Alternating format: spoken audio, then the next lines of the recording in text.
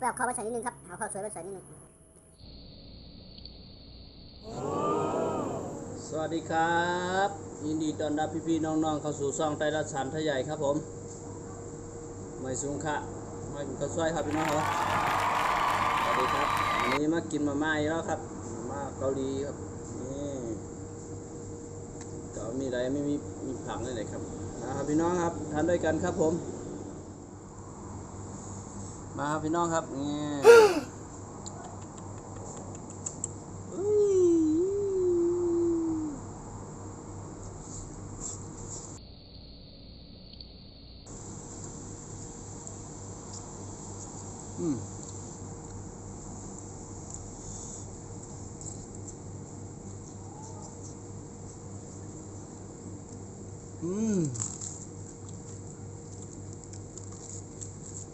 No, no.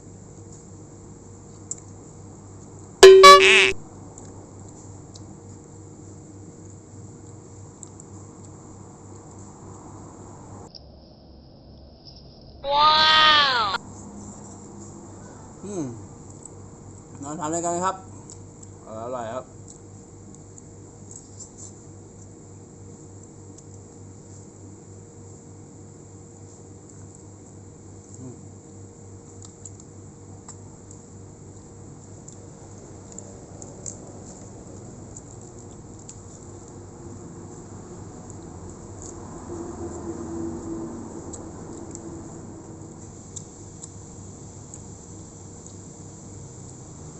เริ่มดึกครับ 4 ทุ่มแล้วครับผม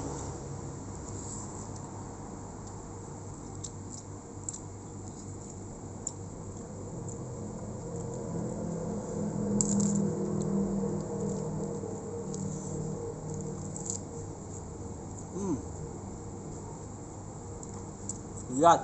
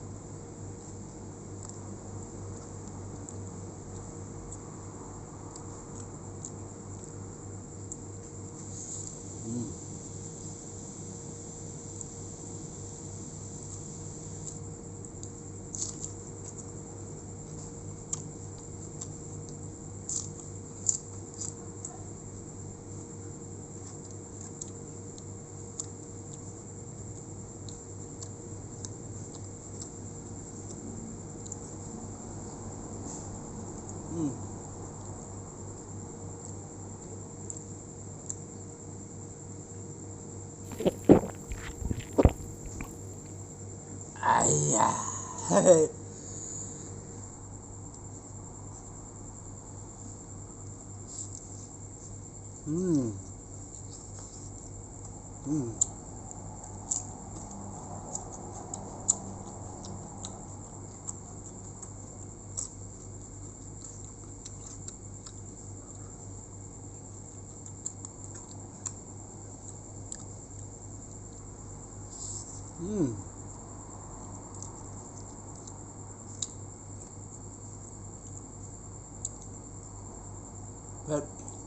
เผ็ดไม่เผ็ดมากครับ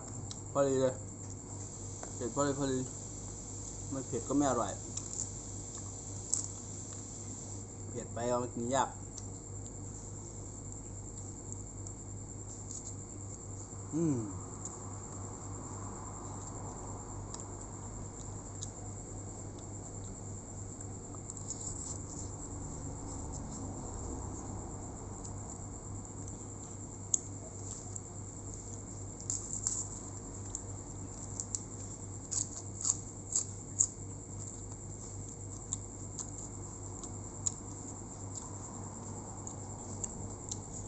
เดี๋ยวไปเอาข้าวมาใส่นิดนึงครับเอาข้าวสวยมาใส่นิดนึง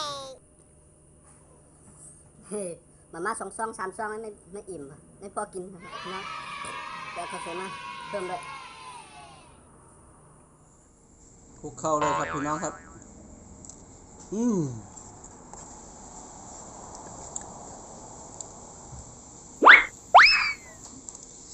มา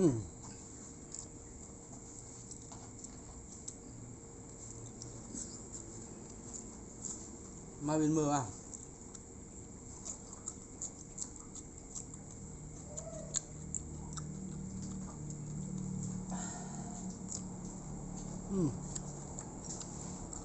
สุดยอดสุดยอด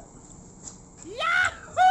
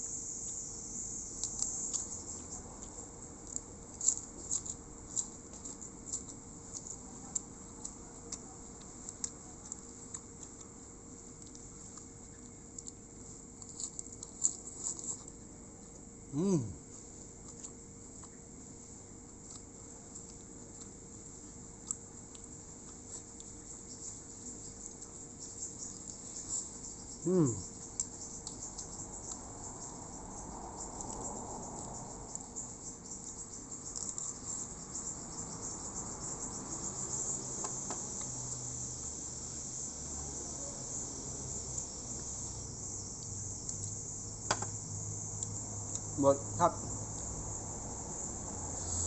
สวัสดีครับกดไลค์กดแชร์กดติดตามช่องดีเอ็กเด็กของผมได้ครับครับขอบคุณมากๆครับผมสวัสดีครับบ๊ายบาย